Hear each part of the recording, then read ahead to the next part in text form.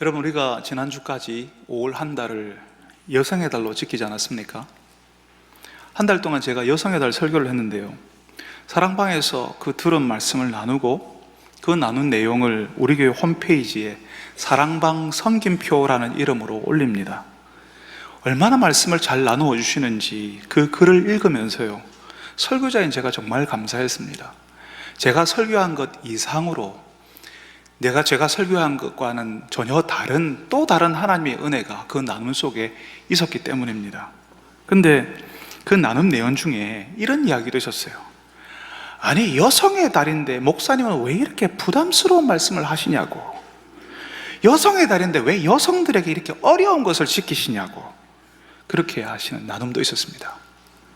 여성의 달에 그렇게 부담스러운 말씀을 전하고 여성들에게 어려운 것을 하라고 해서 죄송합니다.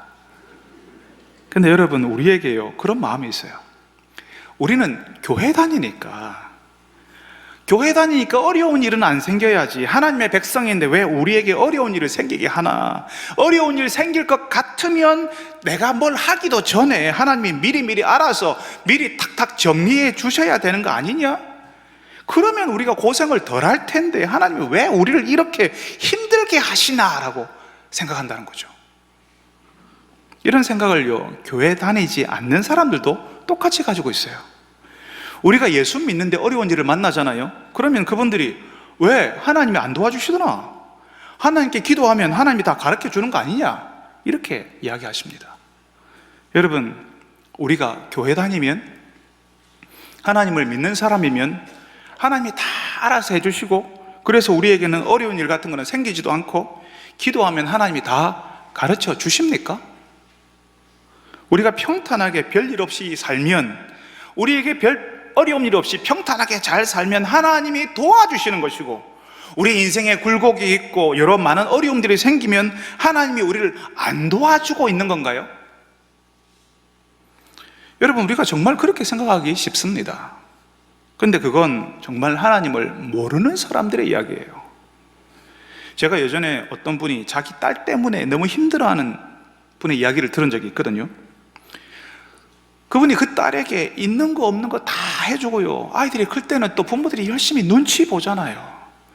혹시라도 그 아이의 마음이 상할까 봐 미리 눈치 다 봐주고 뒷바라지를 다 해줬는데요, 그 딸이 그런데요, 아빠 엄마가 나에게 해준 게 뭐가 있냐고. 다 해줘도 내가 말하기 전에, 내가 불편하기 전에 해줬어야 하지 않다는 거죠. 내가 말하기 전에, 내가 불편을 느끼기 전에 다 해줬어야 되는데 그거 안 했다는 거죠. 사춘기 철없는 아이들의 불평을요, 하나님을 믿는 사람들이 하기 쉬워요. 하나님, 내가 말하기 전에 다 해줬어야 되죠. 내가 불편하기 전에 하나님이 알아서 다 해주셔야 되죠. 오늘 우리가 읽은 말씀에는요, 그런 사람들이 나와요. 지금까지 분위기 진짜 좋았거든요. 하나님께서 하나님의 백성들을 애굽 땅 이집트에서 건져내셨습니다. 기적들이 막 일어났어요. 이집트 전역에 우박이 떨어지고 메뚜기 떼가 출몰하고 가축들이 전염병으로 픽픽 쓰러지는데 하나님의 백성들이 사는 곳에는 괜찮았어요. 모든 가정의 장자들이 다 죽어나가는 밤에도 하나님의 백성들은 어린 양의 피를 문설주에 바르니까 안 죽고 살았습니다. 홍해를 건널 때는요, 세상에 바다에 길이 났습니다. 마치 육지를 건너듯이 마른 땅을 걸어갔어요. 뒤따라오던 이집트 군대는 그 바다에서 수장됩니다. 그래서 하나님의 백성들을 그렇게 오랫동안 두렵게 했던 그 무서운 폭력, 그 힘에서 완전히 벗어났다는 사실을 하나님이 눈으로 보게 해주셨어요. 그런 기적들이 막 일어나니까 얼마나 좋습니까? 하나님의 백성들이 그 앞에서 춤추고 노래하고 난리가 났어요.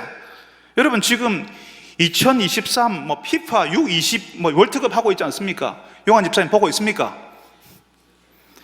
우리나라 20세 이상 선수들이 너무 잘하고 있어요. 며칠 전에 에콰도르를 3대2로 이겼는데요, 그 경기 보셨어요?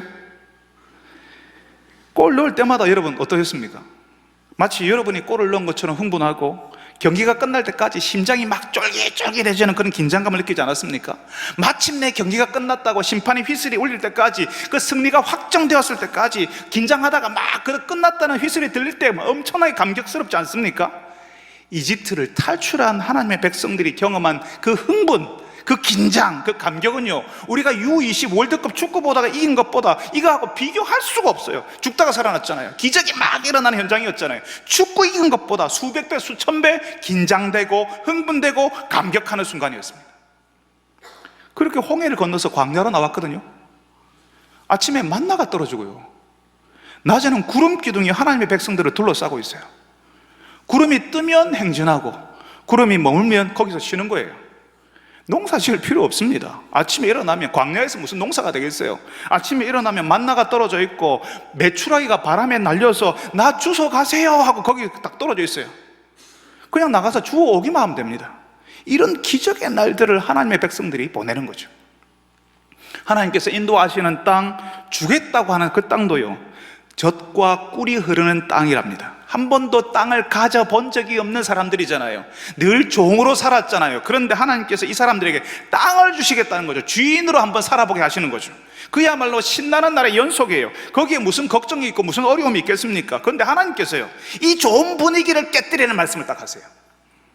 사람을 보내요, 내가 이스라엘 자손에게 주는 가나안 땅을 정탐하게 하되 각 지파 중에서 지휘관 된 자 한 사람씩 보내라. 하나님이 정탐하러 대표 12명을 보내라 하시니까 그 12명이 가나안 땅을 살펴보러 갔는데요, 여기서 좋은 분위기 다 깨지는 거예요. 그게 오늘 우리가 읽은 말씀입니다. 온 회중이 소리를 높여 부르짖으며 백성이 밤새도록 통곡하였더라. 이스라엘 자손이 다 모세와 아론을 원망하여, 우리가 애굽 땅에서 죽었거나 이 광야에서 죽었으면 좋았을 것을 어찌하여 여호와가 우리를 그 땅으로 인도하여 칼에 쓰러지게 하는가? 우리 처자가 사로잡히리니 애굽으로 돌아가는 것이 낫지 아니하랴. 말하자면 이거예요. 아니, 왜 우리에게 이렇게 어려운 걸 시키냐고, 왜 하나님이 다 해결해 놓지 않았냐고, 그 힘든 곳으로 우리가 가면 다 죽을 텐데 하나님이 왜 그런 걸 우리에게 시키냐고, 우리 차라리 애굽으로 돌아가자, 이러는 겁니다. 가나안 땅에 가보니까요, 땅이 좋긴 한데 그 땅에 버티고 있는 사람들이 장난이 아닌 거예요. 그 거인들이 사는데 피지컬이 엄청난 사람들이 버티고 있으니까 가면 다 죽을 것 같은 거죠. 그 사람들을 보니까 우리는 메뚜기처럼 보여요. 아니, 이런 데를 하나님이 가라고 하냐고. 이제까지 좋은 분위기 다 깨지고요, 하나님을 찬양하고 기뻐하던 그 분위기 다 날아갔어요. 세상이 무너진 것처럼 걱정하고 울고 하나님을 원망하고 지도자 모세를 원망하고 있습니다. 아니, 왜 이런 데를 가라 하냐고, 왜 이런 거 힘든 걸 시키냐고, 하나님이 알아서 다 해놓지 않고 왜 우리들 하라냐고 원망하는 거죠. 여러분, 정말 그렇지 않습니까? 하나님이 알아서 그 가나안 땅에 엄청난 거인들 다 벼락을 떨어뜨려가지고 힘도 못 쓰게 하시고, 하나님 알아서 그 땅 다 비워놓고 하나님의 백성들은 무혈입성, 그냥 들어가서 살기만 하면 되게 딱 해놓으시면 좋잖아요. 그러면 와, 하나님이 진짜 우리에게 주셨네, 하나님이 다 해주셨네, 그렇게 할 거잖아요. 그런데 하나님이 왜 그 쉬운 것도 모르시죠? 우리는 다 알고 있는데, 하나님이 딱 그렇게 하면 아무 문제 없는데, 그러면 우리도 힘들지도 않고 하나님을 원망할 필요도 없는데 왜 하나님은 그런 것도 모르시죠? 여러분, 하나님께서요, 애굽 이집트 땅에서 고생하는 하나님의 백성들을 번쩍 들어서 약속의 땅으로 순간이동 이렇게 하지 않으십니다. 우리가 예수 믿으니까, 우리가 딱 예수 믿으니까 예수 믿는 순간 바로 천국 막 이렇게 바로 옮기지 않는 것과 같은 거예요. 하나님을 처음 알게 된 순간부터 이제는 세월과 함께 하나님을 계속 알아가게 하시는 겁니다. 애굽에서 10가지 재앙을 보여주시잖아요. 이집트 사람들에게는 재앙이지만 하나님의 백성들에게는 기적이었어요. 하나님의 놀라운 그 일을 보면서 하나님을 알아가는 거죠. 하나님을 위해서 아무것도 한 것이 없는 이 사람들을 위해 하나님이 무슨 일을 하시는지 바로 그 하나님을 알게 하시는 거죠.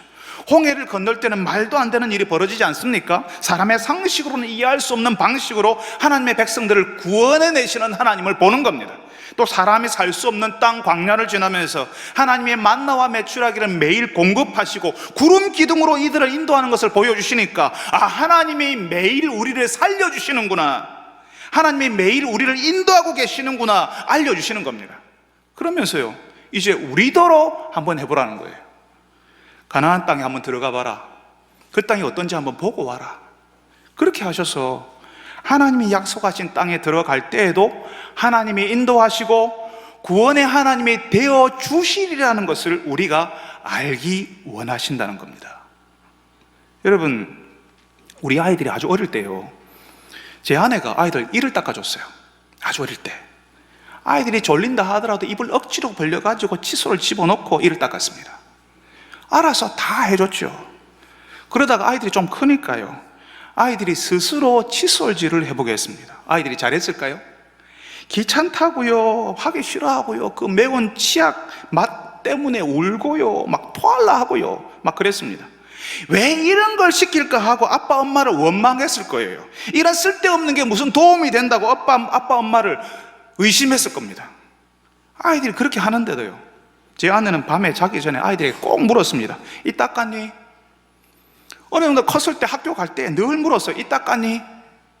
여러분, 이제 나이 20이 훌쩍 넘어가 버린 우리 아이들에게 저희 집사람이 이 닦았냐고 물어볼까요? 안 물어봅니다. 이제는 그 정도는 스스로 하고요, 이를 닦는 이유, 그 유익에 대해서 알고 있으니까 스스로 알아서 부모인 우리보다 더 철저하게 하고 있을 거예요. 하나님이 가나안 땅에 들어가서 한번 살펴보라 할 때에는 그걸 기대하시는 거죠.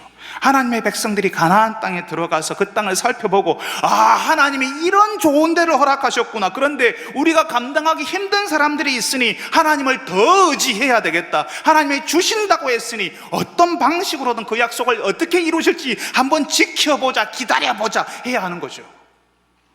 여러분, 처음에는 하나님이 알아서 해주시는 것처럼 보였지만 세월이 지날수록 하나님의 백성들이 하나님을 알기를, 하나님의 뜻을 따라 하나님을 의지하는 사람들이 되기를 원하십니다.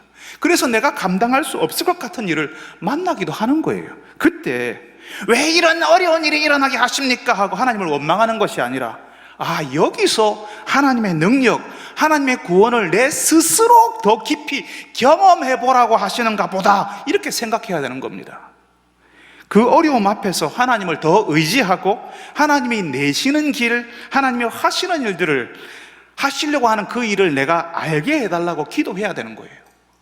사랑하는 여러분들이, 여러분의 평안에 끼어지는 일이 벌어지고 좋은 분위기 다 망가지는 어려운 일이 만나거든, 여러분이 감당할 수 없는 하나님의 요구를 여러분들이 듣게 되거든, 아, 이제 내가 스스로 하나님을 의지해보라고 하시는가 보다, 하나님을 더 깊이 알아야 할 때가 되었구나 하고 하나님께 매달리는 분들이 되시기를 바랍니다.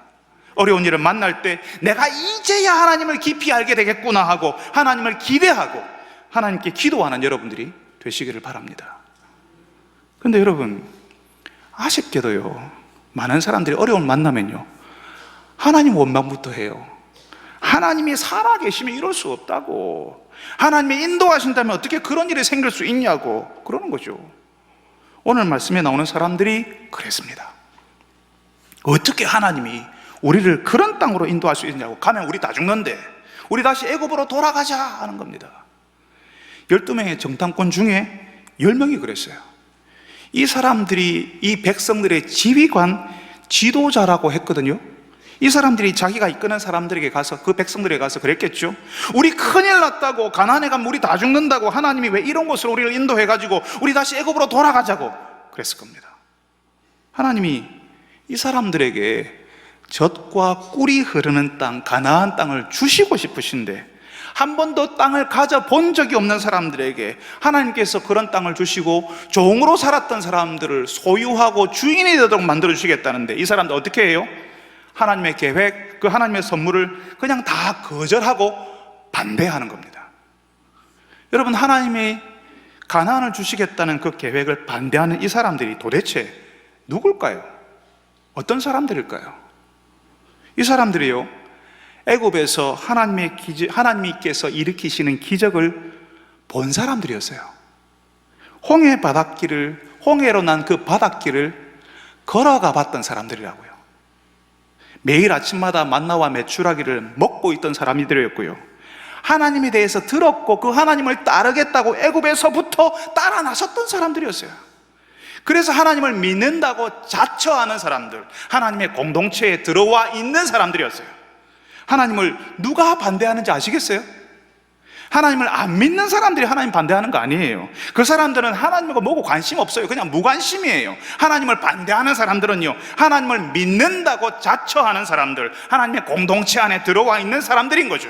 심지어는 하나님께서 일으키시는 기적을 받고 그 기적이 현장에 있었고 그랬던 사람들이 하나님을 반대하는 거라고요.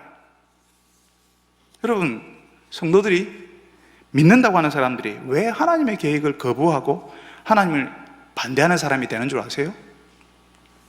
저는 처음으로 맡아서 사역했던 사람들이 대학 청년들이었는데요, 이 청년들과 함께하는 시간 중에 수련회를 하면요, 참 감동적이었어요.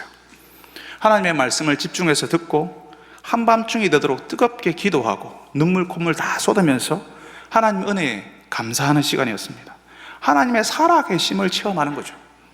근데 어떤 일이 생기냐 하면요, 수련회에 다녀온 수련회에 참석했던 그 친구들이 다음 주일에 결석하는 친구들이 생기는 거예요. 감동적인 수련회를 보냈으면 그 다음 주일에 대학부에는 더 많은 청년들이 모이고 평소에 나오지 않았던 애들까지 다 긁어 모아서 다 데리고 나와야 되는데 그렇지 않았습니다. 왜 그런가 하면요, 수련회 마치고 집에 가면 수련회 때 그렇게 간절히 기도했는데 하나도 변하지 않았거든요. 어려운 가정 형편이 좀 달라져 있을까, 그렇게 말이 안 통하는 우리 아버지, 우리 어머니 좀 달라져 있을까 기대했지만 그대로거든요.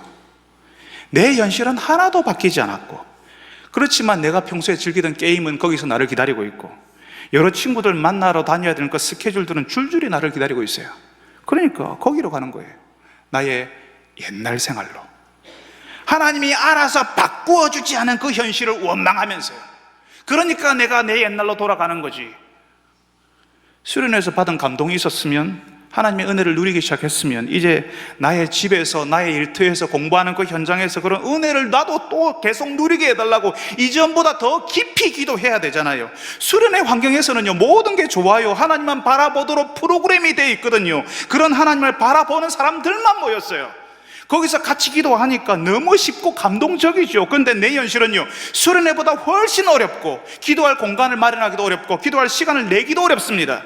그렇게 더 어려우니까 더 많이 기도하려고 애를 써야 되고, 그렇게 해야 되는데 어떻게 해요? 수련회 때보다 더 적게? 아니, 아예 안 해버리는 거죠. 내 현실만 원망하면서 하나님께서 하나도 안 도와주신다고. 그래서 선교단체에 소속된 청년들이요, 자꾸 선교단체 안에서만 있으려고 해요. 거기서는 말이 통하는 청년들이 모여 있고요, 내가 맞닥뜨려야 될 현실보다 쉽거든요. 어떤 성도는요, 자꾸 교회에만 있으려고 해요. 교회에 와 있으면 내 가정, 내 일터에 있는 것보다 훨씬 편하거든요. 내가 하기보다는 선교단체나 교회에서는 내 대신 해주는 분이 계시거든요. 내가 굳이 기도 안 해도 기도해 주는 분이 계시고, 내가 굳이 몰라도 나보다 잘 아는 사람들이 거기 있으니까, 하나님을 따라갈 수 있는 그런 환경이 조성되어 있으니까 자꾸 거기만 있으려고 한다고요. 여러분, 우리가 아무리 수련회에서 은혜를 받았다 하고 광야에 있던 하나님의 백성들처럼 기적을 경험했어도요, 내가 성장하지 않을 수 있습니다. 이거 진짜 기적 같은 일인데요, 교회를 그렇게 오래 다녔는데도 성장하지 않고 성숙하지 않는 놀라운 일이 나에게 일어날 수 있습니다. 어린 신앙 그대로 조금만 어려워도 왜 나한테 이런 일이 일어나냐고, 하나님은 뭐 하시냐고, 하나님 계신다면 이럴 수 있냐고 하는 거죠. 기적을 봤지만, 은혜와 감동을 체험했지만, 그 기적의 현장이 여전히 있었지만, 여전히 왜 나에게 어려운 일을 시키냐고 이렇게 반응하게 되는 겁니다. 우리가 밑 빠진 독에 물 붓기라는 말을 쓰지 않습니까? 항아리 밑부분이 끼어 있거나 구멍이 나 있으면요, 위로 아무리 물을 쏟아 부어도 그 항아리 안에 물이 차오르지 않습니다. 잠깐 차는 것처럼 보이지만 시간이 지나면서요, 밑으로 다 새버려요. 하나님의 백성들이 아무리 은혜를 받았다 해도, 기적의 현장에 있었어도, 교회를 오래 같이 함께 다녔어도 그 사람이 성장하지 않을 수 있습니다. 자신의 현실 속에서 하나님을 깊이 의지하지 않으면, 하나님의 백성으로 살기 위해서, 나의 영적 유익을 위해서 양치질 칫솔질을 하듯이 스스로 하나님을 꾸준히 찾지 않으면요, 받은 은혜, 시간과 함께 다 사라져 버리는 거예요. 내 내면에 채워지지 않습니다. 물은 부어졌지만, 그걸 분명히 내가 체험한 거는 사실이지만 밑으로 다 사라져 버리는 세월을 반복하는 거죠. 그리고 또다시 수련해가고 또 돌아가고 또 수련해가고 또 돌아가고. 여러분, 우리가 사랑방에서 우리가 들은 말씀을 나누는데요, 그 나눔이 왜 중요한지 아세요? 내가 생각하고 내가 들은 것을 내가 말하고 내가 해봤던 것, 내가 하려고 하는 것을 내가 정리해서 내가 스스로 말해야 되거든요. 내가 잘 듣지 않으면 잘 나눌 수 없고, 내가 그 말씀대로 살아보지 않으면 할 말도 없습니다. 그러니까 그 나눔에는 나의 묵상, 나의 고민, 말씀대로 살지 못하는 나의 절망, 그렇지만 그런 사람에게 찾아오는 하나님의 위로가 그 나눔 속에 있는 거죠. 내가 스스로 해봐야 되는 겁니다. 어디서? 나의 가정에서, 나의 일터에서요. 거인들이 득실거리는, 그래서 나는 메뚜기처럼 보이는 그런 환경 속에서 하나님을 의지해서 사는 일을 치열하게 해봐야 거기서도 일하시는 하나님, 나에게 말씀하시는 하나님을 체험하며 산다고요. 양치질, 칫솔질하는 것이 처음에는 귀찮지만, 나에게 왜 이런 일을 시키냐고 하겠지만, 그 이유를 차츰 알게 되듯이 내 치아가 건강을 유지하는 것처럼 내가 내 일상 속에서 하나님을 의지하려고 할 때에 하나님에게서 오는 영적 유익을 경험하면서 살게 된다고요. 그러니까 여러분, 우리가 성장하지 않으면 왜 나한테 이런 힘든 일을 시키냐고, 하나님 계신 거 맞냐고 하면서 우리는 여전히 하나님을 반대하는 사람이 될 수 있습니다. 오랜 세월 수련임의 집회며 공동체 캠프며 공동체 새벽기도며 그런 감동의 순간들이 분명히 있었지만, 여전히 하나님은 의심스럽고 여전히 하나님이 원망스럽다면 밑빠진 독에 물 부어지는 것처럼 하나님의 은혜를 내게 채우지 못했다는 거죠. 밑으로 다 세워버리고 나는 성장하지 못하고 있었던 겁니다. 그래서 어린아이처럼 왜 하나님이 다 알아서 안 해주시냐고, 왜 하나님이 나한테 이런 힘든 일을 시키시냐고, 하나님이 계신 건 맞냐고 하게 되는 겁니다. 하나님이 모르는 사람이 그러면 이해할 수 있어요. 이제 교회 다니기 시작한 사람이 그러면 그건 당연한 거죠. 그런데 하나님을 믿는다고 하고 하나님의 기적의 현장에 있었고 수련회 집회에 함께 참여했던 그 사람이, 교회 오래 함께 같이 다녔던 그 사람이 아직도 그러고 있으면 오늘 말씀에 나오는 이스라엘 사람들처럼 하나님을 반대하는 사람이 되는 겁니다. 가나안 땅을 정탐해보라고 하셔서 하나님이 어떤 큰 일을 하실 것인지 미리 보여주려고 하시는데, 야, 너희들이 한번 들어가 봐라 하셔서 하나님이 어떤 일을 하시려고 하는지 미리 보여주려고 하는데, 이런 땅을 하나님께서 우리에게 주신다고 놀라우면서 감격하면서 저런 사람들이 있는데도 우리에게 주시는구나 하고 그 큰 일을 기대하고 기다려 봐야 되는데, 우리 다 죽었다고 애굽으로 돌아가자, 이렇게 하나님의 선물, 하나님의 계획을 거절하고 반대하는 사람이 되는 거죠. 여러분, 누가 처음부터 하나님을 반대하는 사람이 되겠습니까? 그렇지만 은혜를 경험한 후에 자신의 삶을 하나님께 복종시켜 드리지 않으면, 세월이 흐를수록 자신의 삶의 치열한 현장에서 하나님을 의지하지 않으면 조금만 어려운 일을 만나도 하나님을 원망하는 사람, 하나님을 의심하는 사람, 그래서 결국에는 하나님의 계획을 거절하고 반대하는 사람이 되는 겁니다. 사랑하는 여러분, 기적을 경험하고 그 현장에 있었고 하나님의 은혜와 감동을 체험했다면 밑빠진 독처럼 밑으로 다 세워버리는 것이 아니라 세월이 흐를수록 그 은혜가 여러분의 내면을 가득 채우기를 바랍니다. 여러분의 말로 하나님의 말씀을 나누려고 하고 여러분의 가정과 일터에서 하나님의 은혜를 계속 누리게 해달라고 치열하게 기도하는 여러분들이 되시기를 바랍니다. 가나안의 거인처럼 감당 못할 현실이 눈앞에 있어도 마치 그 앞에서 나는 메뚜기처럼 보인다 할지라도 더 치열하게 하나님을 의지하고 붙드는 여러분들이 되시기를 바랍니다. 여러분, 가나안 땅을 보고 와서는요, 대부분 우리 다 죽었다, 큰일 났다, 애굽으로 돌아가자고 그랬어요. 대부분의 사람들이 다 그랬습니다. 근데 오직 두 사람, 오직 단 두 사람은 하나님의 계획을 기뻐하고 순종하려고 했습니다. 여호수아와 갈렙만 하나님을 반대하지 않았어요. 대부분은 다 죽는다 하는데, 돌아가자 하는데 어떻게 이 두 사람은 하나님께 순종하고 하나님을 반대하지 않을 수 있죠? 이게 대세예요. 하나님을 떠나는 게 대세예요. 하나님을 반대하는 게, 사람들의 분위기가 지금 다 그쪽으로 넘어갔어요. 근데 어떻게 이 두 사람이 외롭게 어떻게 그렇게 버틸 수가 있죠? 여러분, 저는 이 부분을 성도들에게 정말 드라마틱하게, 성도들이 잊어버리지 않는 방식으로 뭔가 아주 멋진 표현을 써서 정말 말하고 싶었습니다. 이 부분에 대해서 정말 고민을 많이 했어요. 그런데요, 너무나도 재미없고 너무나도 대단해 보이지 않는 말로밖에는 표현을 못 하겠더라고요.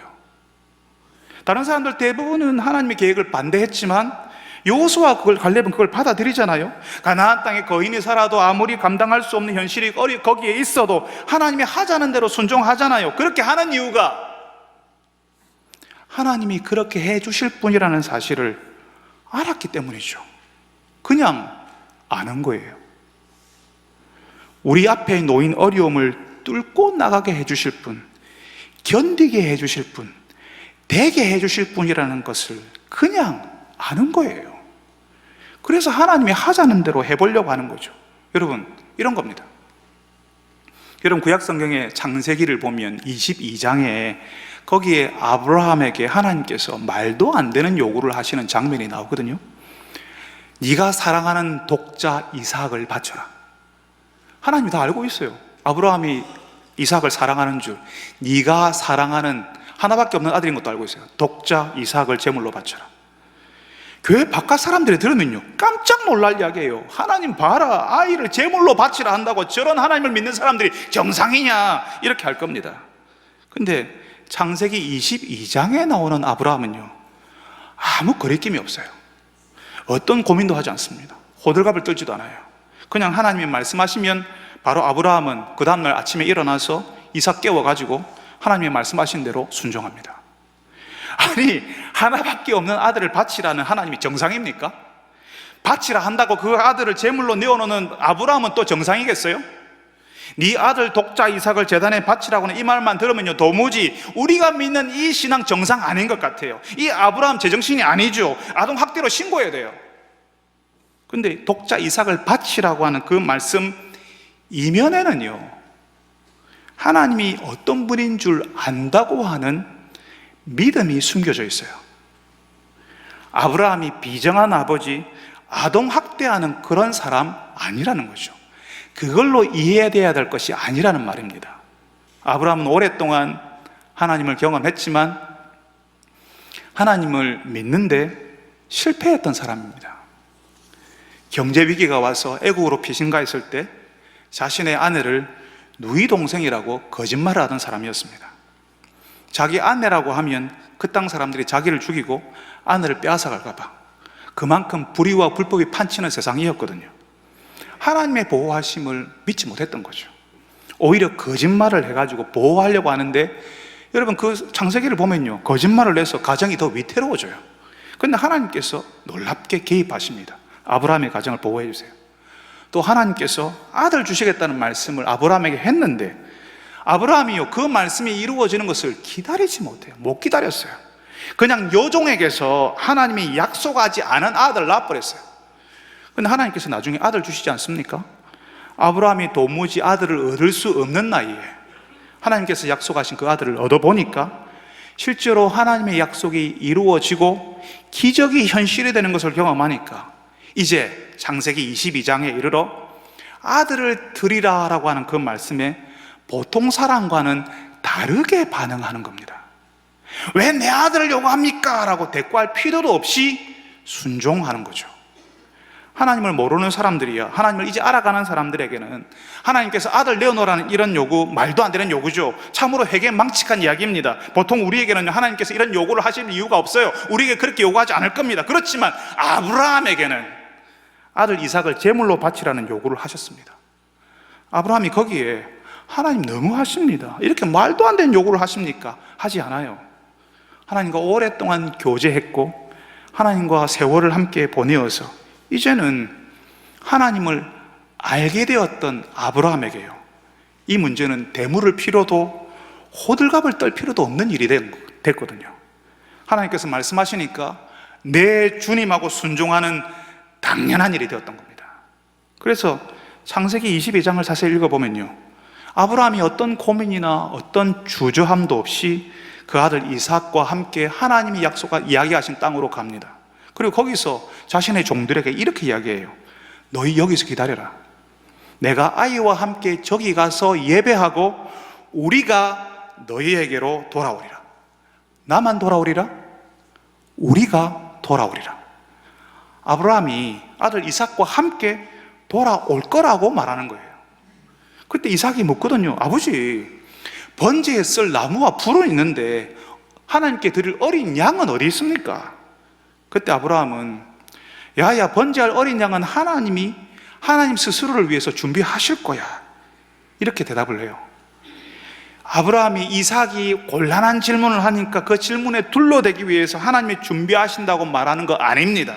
아브라함은 하나님께서 어떻게 하실지 구체적으로 모르지만 하나님의 약속에 신실하시다는 사실을 이미 알고 있거든요. 이삭을 주시고 이 아들을 통해서 하늘의 별과 같이 바다의 모래와 같이 자손이 번성하게 하시겠다는 그 약속을 하셨는데, 하나님께서 그 약속을 지키실 거라는 사실을 아는 거죠. 이제까지 그러셨으니까 하나님께서 어떤 방식으로든 지키시고 도와주실 거라고 그냥 아는 거예요. 아브라함이 그걸 실패하면서 배웠거든요. 아파하면서 배웠거든요. 우리 하나님은 우리가 소중하게 여기는 것, 악랄하게 빼앗아가면서 하나님께서 즐거워하시는 그런 분 아니라는 것을 알고 있거든요. 하나님이 어떻게 우리에게 하실지는 모르지만 그래도 순종하는 자에게 갚아주시고 도와주실 거라는 것을 알고 있거든요. 그래서 아브라함은 가장 소중한 것을 내어달라고 한 하나님의 말씀에 순종합니다. 어떤 호들갑도, 어떤 질문이나 고민도 대꾸도 없이 그냥 순종하는 거예요. 아브라함이 오랜 세월 믿음으로 살면서 실패해봤고 경험해봤고 그래서 알게 되니까 하나님의 이유가 있을 거라고 믿고 그 믿은 대로 행하는 거죠. 그렇게 해보니까 하나님을 더 깊이 알거든요. 이삭을 가지고 데리러 갔는데 거기 하나님께서 미리 준비해 놓으셨잖아요. 하나님께서 재물을 또 준비하시는 것을 보니까 이제는 하나님께서 원하시는 길로, 그 다음에는 더 이상 더 어떤 고민도 없이 갈 수가 있는 거죠. 하나님을 더 깊이 알게 되는 거죠. 여러분, 여호수아와 갈렙은 왜 하나님을 반대하지 않았을까요?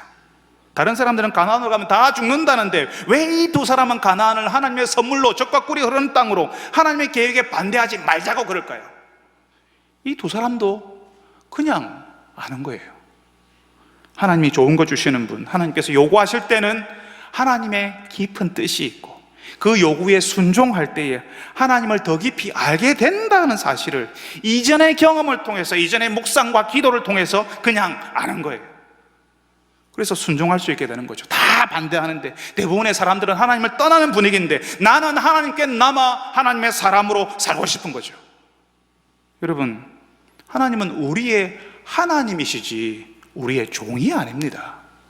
우리가 생각하기도 전에 하나님이 다 알아서 해놓으셔야 되지, 어려운 거 다 평탄하게 평단 작업 다 해놓으시고 다 청소해 놓으시고 우리가 딱 들어가기만 하면 되게 그렇게 만들어 놓으셔야 되지, 그렇게 해야 될 우리의 노예가 아니에요.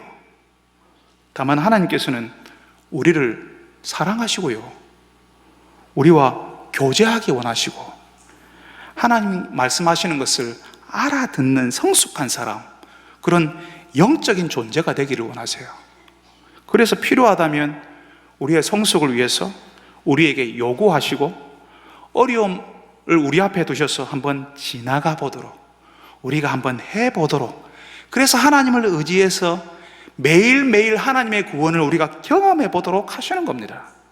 사랑하는 여러분, 하나님을 알면 우리 앞에 어려움이 놓였어도 그 속에 하나님의 뜻이 있고 하나님의 계획이 있음을 받아들이게 됩니다.